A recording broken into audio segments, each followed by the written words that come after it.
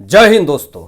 नेहा सिंह राठौर के जो ट्वीट होते हैं वो काफ़ी ज़्यादा भड़काऊ होते हैं और उस ट्वीट को देख करके, सुन करके, पढ़ करके एक समुदाय में आक्रोशित माहौल क्रिएट हो जाता है। लेकिन नेहा सिंह राठौर को इससे कोई फ़र्क नहीं पड़ता, क्योंकि इनके जो ट्वीट होते ही है ताकि कुछ समुदाय में नफरत फैले, हिंसा फैले, कुछ ऐसी ऐसी आपत्तिजनक शब्दों का ये प्रयोग करती हैं जिससे लोगों को आहत पहुंचता है। पहलगाम अटैक मामले में खून की छींटें साफ भी नहीं हुई थी। धर्म पूछ पूछ करके, जाति पूछ पूछ करके निर्दोष बेगुनाह लोगों को मार दिया गया और उस पे एक टुच्ची स्टेटमेंट देते हुए नेहा सिंह राठौर ने एक्स पे ट्वीट कर दिया पहलगाम अटैक को लेकर के। एक राजनीति एजेंडा हो सकता है, आपके अधिकार है, लोकतंत्र की ये खूबसूरती है, आप किसी के ऊपर आरोप प्रत्यारोप कर सकती हैं। लेकिन नरेंद्र मोदी जी एक सम्मानित पद पे बैठे हुए प्रधानमंत्री के ऊपर इस तरीके की भद्दी टिप्पणियां देना एक बहुत बड़ी आफत बन गई नेहा सिंह राठौर के लिए।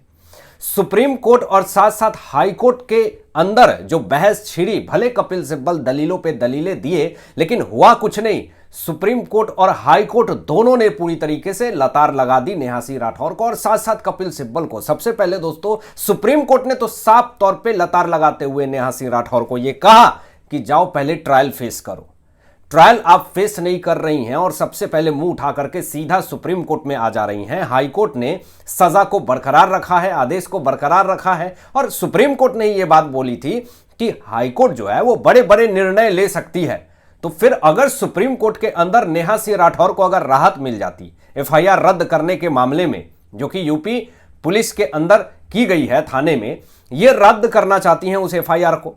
इन्होंने लखनऊ हाईकोर्ट के अंदर अभी पूरा मामला फेस किया ही नहीं, ट्रायल फेस किया ही नहीं, सीधा मुंह उठा करके ये सुप्रीम कोर्ट चली गई। सुप्रीम कोर्ट ने नेहा सिंह राठौर को तो पहले ये समझाया कि आपकी जिम्मेदारी और आज़ादी क्या है। आप लोकतंत्र के आड़ में आप किसी के ऊपर घटिया टिप्पणी नहीं कर सकते हैं, किसी के खिलाफ आप एजेंडा नहीं चला सकते हैं, किसी पे तीखी टिप्पणी नहीं दे सकते हैं। अगर आप किसी के खिलाफ अगर कुछ बोल रहे हैं तो उसके पुख्ते सबूत होने चाहिए, लेकिन उसकी भी गरिमा होती है, उसकी भी एक सीमा होती है।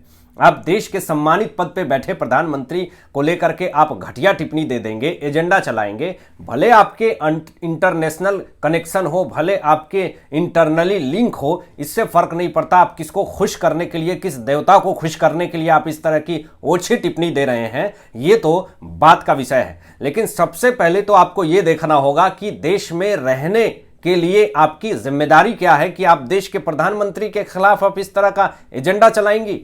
सुप्रीम कोर्ट की तरफ से दोस्तों खबर आती है, सुप्रीम कोर्ट के वकील रीना सिंह ने बड़ी मांग कर दी और सोशल मीडिया पे भी बड़ी मांग हो रही है नेहा सिंह राठौर की नागरिकता रद्द को लेकर के। सुप्रीम कोर्ट के वकील रीना सिंह ने नेहा सिंह राठौर की नागरिकता को भंग करने की मांग करी दोस्तों, और यह भी कहा कि जो देश विरोधी एजेंडा चला रहे हैं, जो देश के खिलाफ जहर उगल रहे हैं, जो देश में रह करके, देश में खा करके, देश का कमा करके जो भारत देश के बाहर का एजेंडा चला रहे हैं, सबसे पहले उनके आधार कार्ड को रद्द करके नागरिकता भंग कर देनी चाहिए और उनको आइडेंटिटी लेस कर देनी चाहिए।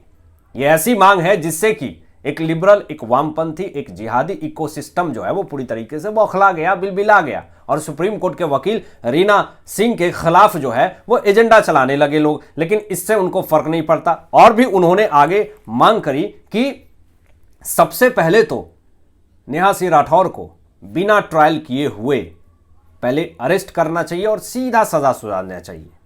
ट्रायल होता है कि आपको पक्ष विपक्ष दोनों बैठ करके, पुलिस प्रशासन, जज, वकील सब अपनी बातें रखेंगे और सब जो एक बार मामला होगा सामने और उसके बाद एक बड़ा फैसला आएगा। लेकिन सुप्रीम कोर्ट ने कहा ना कि जाओ पहले ट्रायल फेस करो, लेकिन सुप्रीम कोर्ट की वकील रीना सिंह ये साफ तौर पे कह रही है कि बिना ट्रायल किए हुए नेहा सिंह राठौर को अरेस्ट करके सीधा जेल में ठूंस करके और सजा सुना देनी चाहिए, वो भी लंबी सजा। क्योंकि ऐसे लोग जब भी बाहर रहेंगे तो देश के खिलाफ जो है वो एजेंडा चलाएंगे। आपको किसी ने ठेका नहीं दिया है कि आप भारत देश का अपमान कीजिए, आपको किसी ने यह ठेका नहीं दिया कि आप भारत के वीर सैनिकों का अपमान कीजिए। जिस वीर सैनिकों की वजह से हम अपने परिवार और बच्चों के बीच में सुरक्षित महसूस करते हैं, आप उसी सैनिकों के वीरता पे सवाल खड़े कर रही हैं। वही पहलगाम अटैक को लेकर के आप देश के सम्मानित प्रधानमंत्री मोदी के खिलाफ एजेंडा चला रही हैं, किसको खुश करने के लिए? सबसे पहले तो आपको यह बता दूं कि बाहर देश में अगर कोई भी अपने देश के खिलाफ, अपने देश के प्रेसिडेंट या प्राइम मिनिस्टर के खिलाफ अगर कुछ भी ऐसा एजेंडा चलाता है, अगर कुछ भी ऐसी बातें कहता है, तो उसको सीधा सड़क पे टांग करके मौत दे दी जाती है। लेकिन हमारे देश में खूबसूरती है, लोकतंत्र है, ऐसा नहीं होता। और लोकतंत्र की खूबसूरती है, आप सवाल पूछ सकते हैं, अपनी आवाज उठा सकते हैं, आलोचना कर सकते हैं, लेकिन गरिमा है हर चीज की, सीमा के पार नहीं जा सकते हैं। तो नेहा सिंह राठौर ने सीमा को पार किया है, तो इसलिए पहले इनको एफआईआर झटका देती है यूपी पुलिस के तरफ से, उसके बाद फिर हाईकोर्ट ने इनको झटका दिया, फिर उसके बाद सुप्रीम कोर्ट ने भी इनको झटका दे दिया।